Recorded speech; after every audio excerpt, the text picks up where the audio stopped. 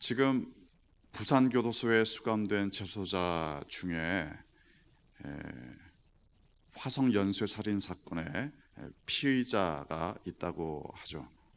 사실 떠올리기도 싫을 정도의 끔찍한 사건입니다. 화성 연쇄 살인 사건. 그런데 어쨌든 이제라도 그 범인이 밝혀지고 그 전모를 확실하게 알아낸다는 것 자체가 여러 가지 의미가 있을 겁니다. 그런데 이 화성 연쇄 살인 사건이 있었을 때 생존자도 있었다고 하죠. 생존자 중에 한 명은 말하자면은 범인이 잠시 그 가방, 이 생존자의 가방에 있는 돈을 찾으러 가는 그 도중에 도망쳤다고 합니다. 그런데 그 지역이 워낙 시골이다 보니까 굉장히 어두운 지역이었다고 하죠. 어두운 지역이었는데 어디로 달렸느냐? 첫째는 범인이 갔던 반대 방향으로 갔고, 두 번째는 가다 보니까 저 멀리에 빛이 보였다고 합니다. 그래서 그게 뭔지는 몰랐지만 필사적으로 그 빛을 향해서 달려갔다. 그게 이제 말하자면은 마을이었습니다. 이 생존자 입장에서 본다면은 아무 생각이 없습니다. 아무 생각이 없고 오직 그 보이는 빛을 향해서 달려가야 살 수 있다. 생존을 향한 그 절박함으로 빛을 향해 달려갔던 거죠. 그 빛, 당연히 범인의 입장에서는 빛을 반가워할 리가 없습니다. 빛으로 달려갈 리가 없습니다. 살아야 하는 사람만 빛으로 달려가고 자신의 범행이 드러날 사람은 빛으로 달려가지 않는 것이 너무나 당연할 겁니다. 오늘 본문에 보면은 이 유대인들이 그 무리를 보고 시기가 가득했다. 이 유대인들은 빛을 싫어하는 사람들이었습니다. 빛으로 달려가는 범인은 아마 없을 겁니다. 사도 바울이 지금 복음을 증거하고 있는 지역은 비시디아의 안디옥이라는 지역입니다. 성경에 안디옥이라는 그 도시가 두 군데가 나오는데, 하나는 시리아에 있는 안디옥, 사도 바울과 바나바를 선교사로 파송했던 도시였고, 또 하나는 갈라디아 지역에 있는 비시디아 안디옥이라는 도시였습니다. 갈라디아 지역에 있는 비시디아의 안디옥, 여기에 가서 복음을 증거하는데, 복음을 증거할 때 사도 바울이 보통은 유대인들에게도 복음을 증거했고 이방인들에게도 복음을 증거했습니다. 유대인들 중에도 물론 예수님을 믿는 사람들이 있었는데, 유대인들은 보통 사도 바울의 대적자가 되기가 쉬웠습니다. 왜냐하면 아주 중요한 부분을 건드렸기 때문에 그렇죠. 하나님께서 유대인들을 택하고 유대인들에게 하나님의 구원을 베푸셨는데, 유대인들이 다 걷어찼다. 하나님을 배반했다. 배반하다 못해 구원자 예수 그리스도를 유대인들이 죽였다. 아주 핵심적인 약점을 건드렸기 때문에 유대인들 중에는 이 사도 바울을 극렬하게 반대하는 사람들이 있었습니다. 그런데 그런가 하면 이방인들은 순전한 마음으로 복음을 받아들였고, 이방인들 중에도 물론 안 믿는 사람들이 당연히 있었지만 받아들이는 이방인들은 그야말로 이 복음으로 말미암아 새 생명을 얻었습니다.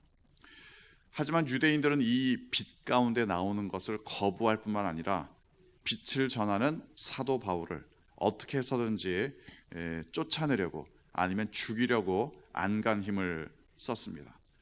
45절을 보니까, 그러니까 이방인들이 잔뜩 모여서 복음을 듣는 걸 보면서 유대인들이 바울을 시기하고 반박하고 또 비방하기 시작합니다. 빛 가운데 나오려고 하지 않았고 아예 그 빛 자체를 거부하려고 했던 거죠. 오늘날 일반적인 범죄학에서도 그렇게 이야기를 하죠. 이 빛이라는 것이 이 범죄율을 떨어뜨리는데 굉장히 중요한 역할을 한다. 기본적으로 환경이 범죄율을 떨어뜨리는데 굉장히 중요하고, 그 중에서도 빛이 굉장히 중요한 역할을 한다. 그래서 요즘 보면은 범죄율이 높은 그 지역에 뭔가 벽에다가 그림을 그려놓는다든가, 아니면 이 화단을 가꾼다든가, 아니면 밤에는 그곳에다가 빛을 좀 더 조명을 시설을 갖추어서 범죄를 떨어뜨리려고 여러모로 노력을 기울입니다. 아무튼 이런 식으로 범인들은 빛을 싫어합니다. 범인들은 빛으로 나오려고 하지 않습니다. 아예 빛을 없애려고 합니다.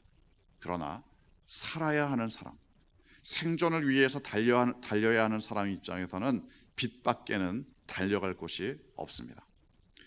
자, 이제 비시디아 안디옥에서 사도 바울이 복음을 증거했고 이 복음을 거부하던 유대인들은 사도 바울을 공격하기 시작합니다.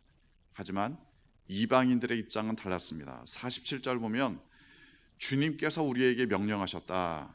내가 너를 이방의 빛으로 삼아 땅 끝까지 구원하게 하리라. 예수님께서 사실은 이방의 빛이 되셨고 또 이방의 선교사로 삼으셨던 사도 바울이 그 빛을 증거하기 시작했습니다. 그 빛이라는 것은 굉장히 중요한 의미가 있습니다. 왜냐하면 이방인들에게는 도저히 자신들의 어두움으로부터 벗어날 수 있는 방법이 없었기 때문에 그렇습니다. 왜 예수님을 믿어야 하는가? 왜 예수님밖에는 구원이 없는가? 사실 예수님이 없는 사람에게는 두 가지 방법밖에는 없습니다. 이 땅에서의 삶을 최대한 즐기든지 아니면 빨리 죽든지 두 가지 방법밖에는 없습니다. 왜냐하면 예수님이 없는 인간은 절망에 빠질 수밖에 없기 때문에 그렇습니다. 절망에 빠진다는 것은 돈이 없어서 절망에 빠지는 게 아닙니다. 힘들기 때문에만 절망에 빠지는 것도 아닙니다. 우리의 인생을 쭉 펼쳐놓고 보면 예수님이 없다면 부자든지 권력자든지 사람들에게 인기가 많은 연예인이든지 자신의 절망으로부터 빠져나올 수 있는 방법이란 존재하지 않습니다. 그러니까 과거에 우상 숭배하던 이방인들의 입장에서는 사실은 해결 방법이 없습니다. 그저 현세의 복을 우상에게 구하는 것, 이 정도밖에는 사실은 큰 방법이 없었습니다. 현세의 복, 돈 잘 벌고 아기 잘 낳고 또 농사가 잘 되고 전쟁에서 승리하고 이런 정도의 현세의 복밖에는 우상에게 구할 것이 없었습니다. 자신들의 존재의 본질적인 구원에 대해서는 사실은 방법이 없었기 때문에 그렇습니다. 예수님이 이방인들에게 빛이 되어주신 것은 우상이 없었기 때문이 아닙니다. 현세의 복을 구할 수 있는 존재가 없었기 때문이 아닙니다. 예수님 이전에도 자신들의 현세의 복을 구할 수 있는 존재는 있었습니다. 가서 제물을 바치고 제사를 드리고 그러면서 내가 건강하게 해달라, 사업이 잘 되게 해달라, 전쟁에서 승리하게 해달라 이렇게 빌 수 있는 존재는 그때도 존재했습니다.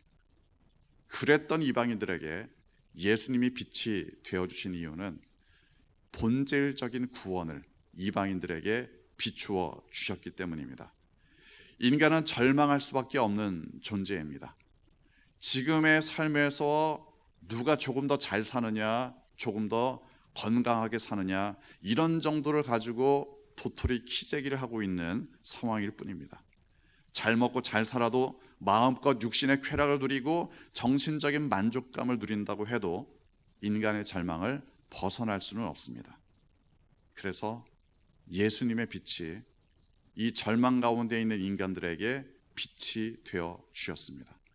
생존을 위해서 어디론가 달려가야 하는 인간의 실존의 문제를 예수님께서는 빛으로 인도해 주셨습니다. 예수님이 전한 복음, 사도 바울이 전한 그 복음은 인간의 절망으로부터, 존재론적인 절망으로부터 인간의 존재를 완전히 바꾸어 주시는 복음이었습니다. 어두움 가운데 있는 인간들에게 비추어 주신 빛이었습니다. 죽을 수밖에 없는 죄인들에게 하나님의 자녀가 될 수 있는 기쁜 소식을 전하는 빛이었습니다. 어둠 속에서 빛이 되어주신 예수님, 우리에게 구원의 빛을 비추어 주신 예수님, 그래서 우리에게는 새로운 소망을 갖게 되었습니다.